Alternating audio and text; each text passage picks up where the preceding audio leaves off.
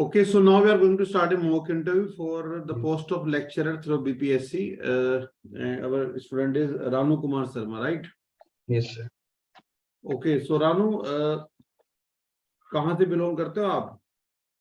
Bihar Begusarai district Begusarai से। और BTech कब किया आपने? 2017 में सर। ओके, और उसके बाद? एमटेक किया है सर, IIT धनबाद से। अच्छा, एमटेक धनबाद से किया आपने? 2019 में। 19 में कंप्लीट कर लिया, ठीक है। उसके बाद से क्या कर रहे हो?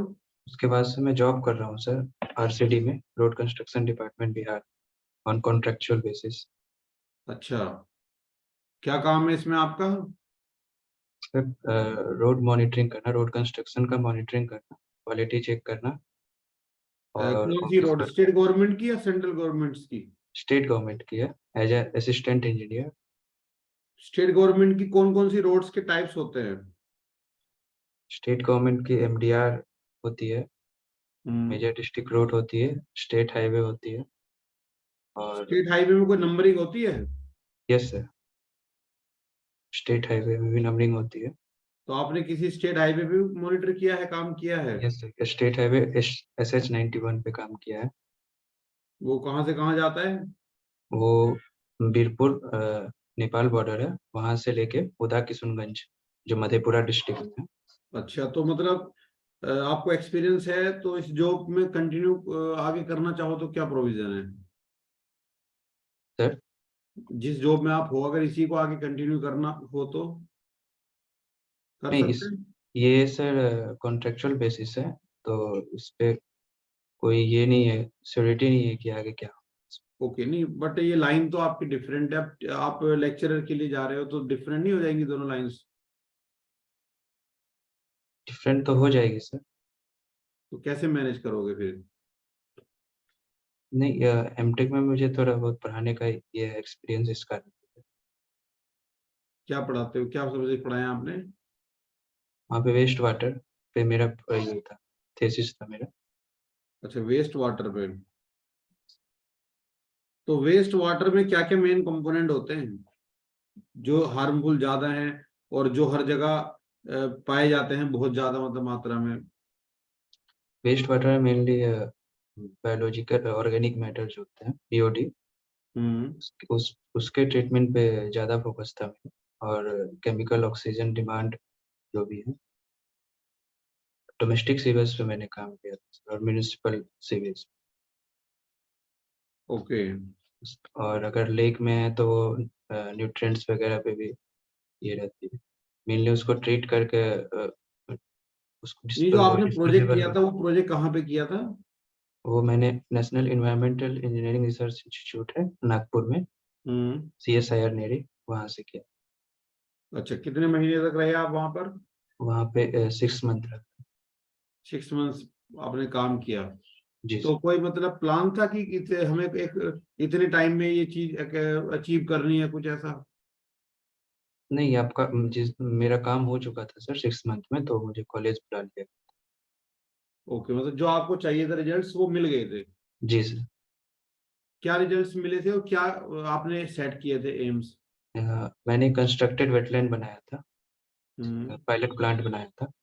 उनसे green house gas emission measure किया था, और कंस्ट्रक्टेड वेटलैंड के removal efficiency of domestic sewage और municipal sewage regarding BOD, COD, suspended solid turbidity, ये भी डिटरमाइन किया था, रिमूवल इफिशियंसी। ओके, फैमिली के बारे में बताइए कुछ। फैमिली के बारे में, जी। मेरी फैमिली में कुल 4 मेंबर हैं। मॉम, डैड, मेरे बड़े भाई हैं, और मैं सबसे छोटा हूँ। मेरे बड़े भाई मैकेनिकल इंजीनियर है, वो कोलकाता में प्राइवेट जॉब करते हैं। और मेरी my mom is house maker, and my father is retired from private service. Okay, तो आगे का कोई एम बनाया आपने? जैसे मान लिया अभी आपका सिलेक्शन हो जाता है इसमें या नहीं होता, दोनों ऑप्शन है, ठीक है, तो आपने आगे का प्लान क्या है आपकी लाइफ का? आगे का प्लान है कि कुछ साल जॉब मीन्स आगे का प्लान है कि किसी गवर्नमेंट जॉब ही लेना है, तो आगे मैं पढ़ूंगा। अगर ये कॉन्ट्रेक्चुअल जॉब रहता है तो अच्छी बात है, लेकिन आगे कुछ वैसे स्टेबल जॉब के लिए ट्राई करूँ। ओके, ठीक है sir. Vikram sir. Okay, thank you, sir. Thank you. Yes, Ranu. Yes sir, good morning sir. Yes, morning. How are you? I'm fine sir. Okay. So, you have BPSC lecturer post interview, right? Yes sir. So, let me know your favorite subject. My favorite subject is environmental engineering, Hmm. thereafter soil mechanics, Okay, and transportation. transportation. Okay, fine. So, your master also in environmental part, right? Yes sir. Okay. So, can you tell me what is BOD 5? BOD 5 is a amount of dissolved oxygen which is remaining after 5 days incubation at 20 degrees Celsius. Why this period is 5 days?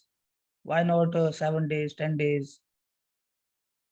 As BOD 5 days determines the ultimate is approximately ultimate BOD. Okay. So in this BOD, what we have, I think biodegradable substances that we are taking care, right? Yes sir, biodegradable or So oxygen. what type of carbonaceous or nitrogenous? Sir, it can be carbonaceous and nitrogenaceous, NBOD and CBOD are there, but mainly CBOD is measured. Okay. What is the full form of BOD Biochemical oxygen demand, and COD? chemical oxygen demand. Okay. How will you define wastewater? Wastewater is the refuse or any discarded water which is having contaminants like organic matter, which is not fit for any disposal without any treatment, artificial treatment. Okay. And how do you ensure the treatment operations that are taking place comply with the regulatory standards? Sir, we check with the norms IS standards, Hmm. and also before disposal we determine its dilution factor. Hmm. Any specific test Regarding sir, regarding to check whether this wastewater treatment is as per the regulatory standards or not, because you have to comply with the regulatory standards, no? What are the standards set by the government or regulatory yes commission? sir, for disposal mainly BOD and suspended solid is checked, which is 30 milligram per liter and 20 milligram per liter. Okay. Okay, so can you tell me if we have a fixed beam and UDL is acting throughout the beam? Yes, So what will be the bending moment diagram shape? And second, point of Fixed beam. contraflexion number that we have. Two things that I want to know. There are 2 points of contraflexion.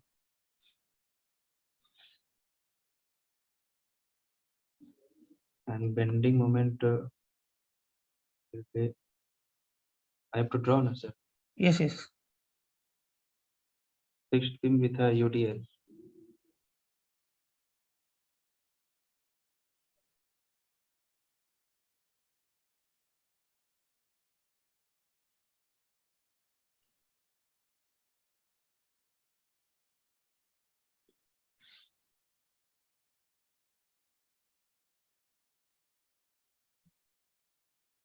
Sir contraflexure point 2 होगी और bending moment sir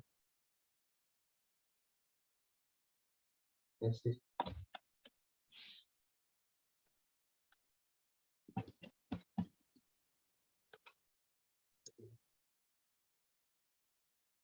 Okay. Okay, okay, fine. What is the difference between point of inflection and point of contraflexure? point of inflection is is determined from the deflected curve, where deflected curve changes its shape, and point of contraflexure is when the bending moment changes its sign in the bending moment diagram. Then that point is called point of contraflexure. Okay, fine. Anu, you must heard about the things like C and phi that we have in case of the soil engineering. Yes, sir. So what properties these C and phi are indicating? C indicate the cohesion between the soil particles, Hmm. and phi determine the internal friction, which can be related to the failure criteria or the strength criteria of the soil. Their strength criteria. Okay, so what do you think? They are representing the index properties or engineering properties? They are representing the engineering properties. Engineering. Okay, my last question to you. For a given soil sample, is it Yes, sir. possible we have the different C and phi value, or will it remain same? Different soil have different C and phi. No, for a given soil sample, Ranu, listen carefully. Okay. एक given soil sample के लिए क्या ऐसा possible है कि हमें अलग अलग सी और फाई की वैल्यू मिल सकती है कि वो हमेशा कांस्टेंट रहेगा? वो हमेशा कांस्टेंट रहेगी सर. Always constant. Yes. ठीक है, okay. Yes Arun sir, over to you.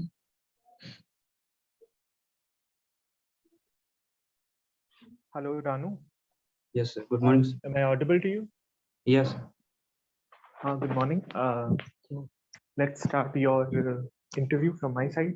Yes. So my first question is, there is one IS code that we use, which contains all the specifications for drinking water. Yes, sir. Okay, that alkalinity of drinking water should be this much, hardness should be this much, pH should be this much. What is the code number of that IS code? IS 15102500. Can you repeat? IS 102500 102500 और 10500 sir. कौन सा वाला है? आप दोनों बता रहे हो, आपको कौन सा वाला लगता है? कौन सा वाला है? 12500 है या 10550 है? 1025 सर. 10250. ओके, चलो. अच्छा, ये बता सकते हो सीवेज सिकनेस एक टर्म आती है वेस्ट Yes. वाटर इंजीनियरिंग में, क्या मतलब होता है उसका? सर एक्सेसिव न्यूट्रिएंट्स, अगर एक्सेसिव सीवेज अगर डिस्चार्ज करते हैं किसी भी सॉइल लैंड पे, तो वो सॉइल के वाइड्स को क्लॉग कर देती है, जिस कारण से जो है कि वो किसी भी एग्रीकल्चर पर्पस के लिए वो यूज नहीं हो सकती. प्लांट ग्रोथ के लिए प्लांट उससे एक्सेसिव न्यूट्रिएंट के कारण प्लांट सीवेज में एक्सेसिव हार्मफुल केमिकल्स के होने के कारण उस प्लांट ग्रोथ को इनहिबिट करती है, जिस कारण इस प्रॉपर्टी को सीवेज सिकनेस कहते हैं. ओके. अच्छा, मेरा नेक्स्ट क्वेश्चन है कि आपने पोर्टलैंड पोज़ोलाना सीमेंट के बारे में सुना होगा. आजकल हम पीपीसी सीमेंट बहुत ज़्यादा इस्तेमाल करते हैं. Yes, sir. मेरा क्वेश्चन है कि बनता कैसे है ये, और इसके एडवांटेजेस या डिसएडवांटेजेस क्या हैं over the ordinary Portland cement? PPC cement में सर वर्केबिलिटी अच्छी होती है. पहले तो ये और बताओ कि मैन्युफैक्चर कैसे होता है, how it is different from OPC, क्या चीज इसमें अलग है? इसमें सर एक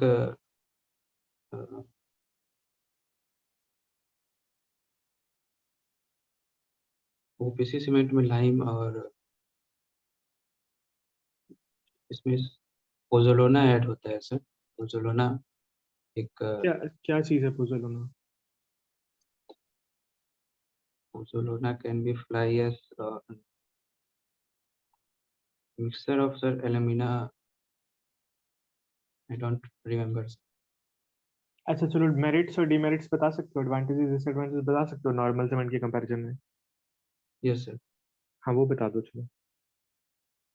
पीपीसी का मैक्सिमम सर स्ट्रेंथ 33 मेगापास्कल तक ही जा सकता है.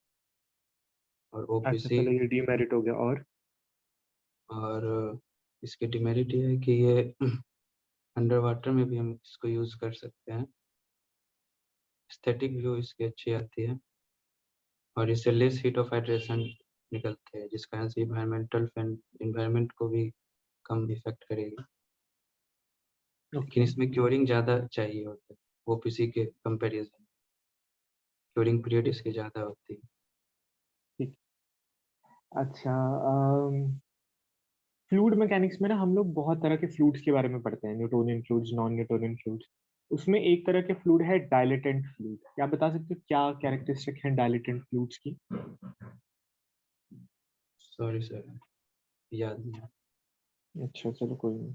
अच्छा ये बता सकते हो नॉन न्यूटोनियन फ्लूइड्स में क्या डिफरेंस है?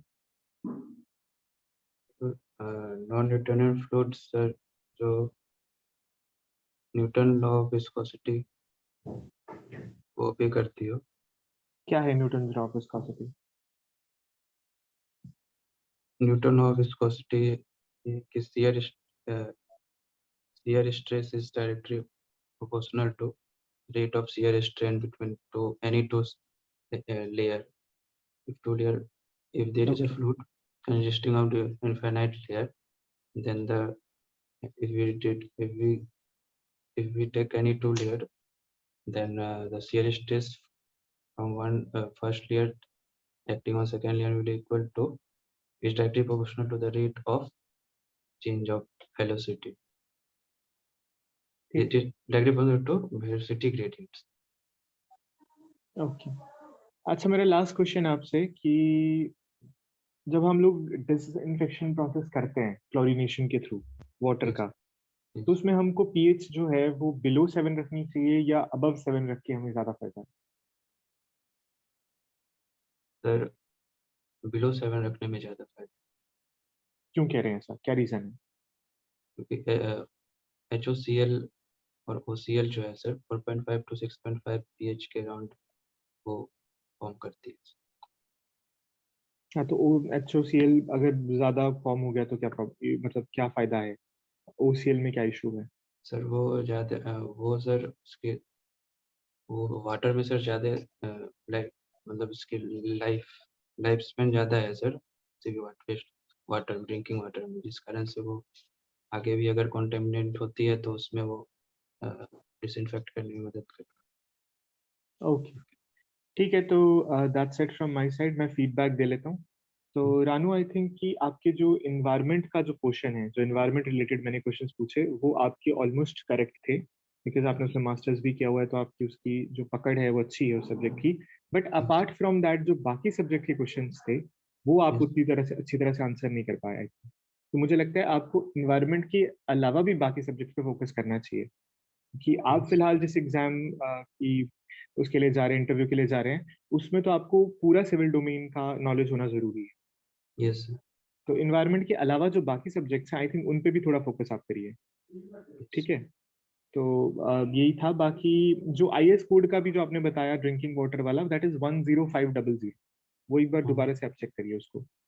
Yes, sir.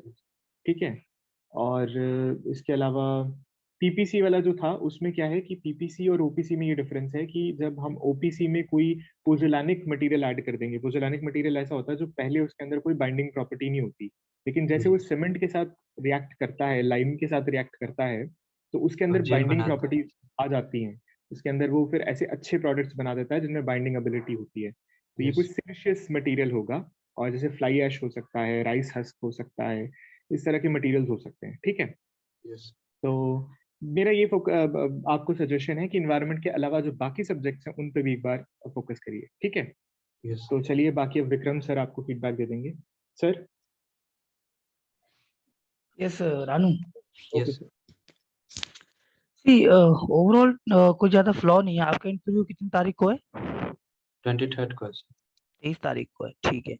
अच्छा देखो, एक तो अभी आप रोड कंस्ट्रक्शन डिपार्टमेंट में अभी वर्क कर रहे हो ना, Yes, sir. तो चांसेस दो चीज है। एक तो आपका मास्टर्स, सेकंड अभी अगर आप कोई वर्क कर रहे हो तो उसके ऊपर क्वेश्चन बहुत ज्यादा बनेंगे। Yes. तो अपना हाईवे वाला जो पार्ट है उसको बहुत ज्यादा स्ट्रॉन्ग कर लो आप। Yes. इन्वायरमेंट में आप स्ट्रॉन्ग होंगे, हाईवे वाला पार्ट भी अपना स्ट्रॉन्ग कर लो, मटेरियल वाला, टेस्टिंग वाला, है ना। तो Yes. आपको कंडीशनल क्वेश्चन भी पूछ सकते हैं कि बताओ, अगर आपको बिटुमन कंटेंट या बाइंडर कंटेंट पता करना होगा, कोई रिसेंटली कंस्ट्रक्टेड स्टेट हाईवे है या MDR ODR VR है, ठीक है, तो कैसे पता करोगे कि बाइंडर कंटेंट कितना डाला हुआ है और कितना डालना था स्पेसिफिकेशन के अकॉर्डिंग? यस ठीक है, तो आपसे वो पूछ सकते हैं, तो बिल्कुल तैयार रहना इस तरह के क्वेश्चंस के लिए। यस और व्हाट आई आस्क यू कि अगर हम मान लो बीओडी है ना, 5 डेज पे हम क्यों ही पता करते हैं कि जनरली जो बीओडी होता है 5 डेज पे क्यों हम कैलकुलेट करते हैं? तो जनरली बीओडी ना 2 स्टेजेस में निकाली जाती है। यस तो बीओडी में हम क्या करते हैं, जैसे फर्स्ट स्टेज वाला जिसमें हम कार्बोनेसिस स्टेज होता है, जिसमें जो बीओडी बेसिकली आपका 5 डेज पे है, जिसमें हम वो कंटेंट जो ऑक्सीडाइज हो जाता है अंडर एरोबिक कंडीशन, तो 5 दिनों के अंदर ऑलमोस्ट वो सारी चीज हमारी ऑक्सीडाइज हो जाती है, तो वो कार्बोनेसिस अमाउंट होता है। यस और उसके बाद हमारे पास बचता है नाइट्रोजेनियस। तो आपने यही आंसर करना है कि बीओडी 5 डेज पे सर जो कार्बोनेसिस अमाउंट होता है ऑर्गेनिक कंटेंट ऑफ सीवेज वो ऑक्सीडाइज हो जाता है एरोबिक कंडीशन के अंदर, इसलिए हम 5 डेज पे ही लेके चलते हैं। फाइन। पर यस मैंने आपसे एक कंडीशनल क्वेश्चन भी पूछा था कि अगर आपको ये पता करना है ना कि किस तरह से जो अभी ट्रीटमेंट हो रहा है वेस्ट वाटर का वो रेगुलेटरी स्टैंडर्ड्स के अंदर है भी कि नहीं, है ना, जो ट्रीटमेंट ऑपरेशन किए जा रहे हैं, तो ये जनरली एक तरह से क्या होता है ना, आपकी स्किल वो चेक कर रहे होते हैं, आपको कितना इंडस्ट्री का नॉलेज है। तो आप बोल सकते हो कि सर मेरे पास जो भी स्किल्स होंगी मैं उनको यूज करूंगा, और टाइम टू टाइम जैसे वाटर का सैंपल ले लेके उसमें हम कुछ सस्पेंडेड सॉलिड चेक कर सकते हैं, या जो भी वेस्ट डिस्पोज किया जा रहा है उसमें हम यहाँ पे कितना डिसॉल्व्ड ऑक्सीजन क्या है उसकी मात्रा हम चेक कर सकते हैं। सर और भी छोटे छोटे टेस्ट है जो हम कर सकते हैं। यस फाइन, तो ये चीजें आप आंसर कर सकते हो। बेसिकली आपकी एक तरह से जो इंडस्ट्री की नॉलेज है या अगर आपका कोई प्रोफेशनल स्किल्स है उसको चेक करने के लिए आपसे क्वेश्चन किया जा रहा है। यस तो आप इसलिए मैंने आपसे पूछा अगर कोई आप टेस्ट यहाँ पे स्पेसिफाई करना चाहो कि कौन सा टेस्ट कर सकते हैं, है ना, तो एक आधा टेस्ट आप देख लेना इसमें कौन सा टेस्ट हम करते हैं। Okay fine. बाकी ओवरऑल ठीक है, मैंने ट्रांसपोर्टेशन से कोई क्वेश्चन पूछा नहीं, बट ट्रांसपोर्टेशन के लिए आप तैयार रहना। ठीक है। Yes yes, over to you Tyagi sir.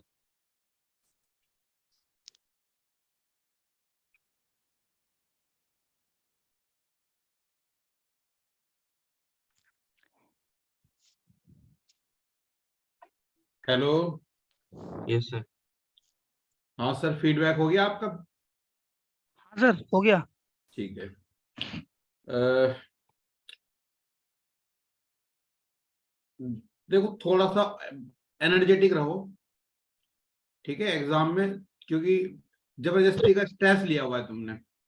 Yes पढ़े लिखे हो, अच्छी डिग्री भी तुम्हारे पास है, जॉब भी तुम कर रहे हो, एक्सपीरियंस भी है, तो तुम्हें टेंशन की तो कोई जरूरत ही नहीं है ना किसी भी तरीके के। तो वहां पे फालतू का डर चेहरे पे नहीं रिफ्लेक्ट करना ना। यस सर हाँ, आराम से, मतलब तुम कैपेबल हो यार, ठीक है, डिजर्विंग कैंडिडेट हो, तुम्हें नौकरी की जरूरत है तो उनको भी तुम्हारी जरूरत है, ये सोच के वहां पे जाओ। यस और दूसरा, जैसे मैंने बोला कि भाई आप दो अलग अलग फील्ड हैं, यस तो आप बोलो कि सर ये अलग अलग फील्ड नहीं है, क्योंकि टीचिंग और जो इंडस्ट्री है ना वो तो आपस में इनफैक्ट बहुत ज्यादा मिक्सिंग होनी चाहिए उनकी मेरे हिसाब से ना। क्योंकि इंडस्ट्री में एक्चुअल वर्क में हम लर्न कर लिया, जैसे मैंने यहाँ पे, तो अब जो थ्योरेटिकल चीजें हैं जो मैंने ऑलरेडी पढ़ी हुई हैं अपने बीटेक एमटेक में, तो अब मेरे को ज्यादा अच्छे तरीके से चीजों का आइडिया हो चुका है। ठीक है, तो ये मुझे और ज्यादा हेल्प कर सकता है मेरे टीचिंग प्रोफेशन में। जी ठीक है, क्योंकि मैंने सारी चीजों को देखा हुआ है कैसे काम कौन सा हो रहा है। तो अगर हम पिक्चर देख लेते हैं और किसी चीज को मतलब करते हैं अपने हाथ से एक बार, तो जब हम उनको बच्चों को एक्सप्लेन करेंगे तो डेफिनेटली हम ज्यादा एफिशिएंसी के साथ उनको चीजें डिलीवर कर पाएंगे बच्चों को ना। यस सर तो ऐसे कंफ्यूज हो गए नहीं कि हाँ अलग तो है, और मतलब उसको पॉजिटिव वे में मोड़ो ना वहीं पे। ओके स्मार्टली बैठो वहां पे, आराम से सोचो सामने वाले की नजर में कि क्या पूछना चाह रहा है, और उस टाइम पे इसका क्या बढ़िया जवाब मैं दे सकता हूँ। ठीक है ना, प्रेजेंस ऑफ माइंड रखनी होती है इंटरव्यू में, समझ गए? यस सर वहां पे होपलेस से होके नहीं बैठना है कहीं पे बिल्कुल भी। और बाकी जो तुमने प्रोजेक्ट करा है उस प्रोजेक्ट से क्वेश्चन पूछेंगे वो, तो उस प्रोजेक्ट को जितना पढ़ सकते हो अच्छे तरीके से, सारे उससे लिंक्ड चीजें उनको एक बार रिवाइज कर लो। ओके और करंट वर्क, दो चीजें तुम्हारी रहेंगी, करंट वर्क में क्या कर रहे हो वहां से भी कुछ ना कुछ तो वर्क पूछेंगे वो, और जो तुम्हारा प्रोजेक्ट है वहां से भी पूछेंगे, एमटेक का प्रोजेक्ट से कुछ ना कुछ। और सब्जेक्ट की जो नॉलेज है, बेसिक कंसेप्ट जो होते हैं, बिल्कुल छोटे छोटे कंसेप्ट, लेक्चरर के लिए ना, डिप्लोमा के बच्चों को तुम्हें मेनली पढ़ाना होता है, तो Yes. उस पर क्लियरिटी होना भी जरूरी है, जो बहुत ही कॉमन चीजें हैं। ओके ओके, चलो, ओके फिर ऑल द बेस्ट, बढ़िया तरीके से दे क्या इंटरव्यू। Thank you.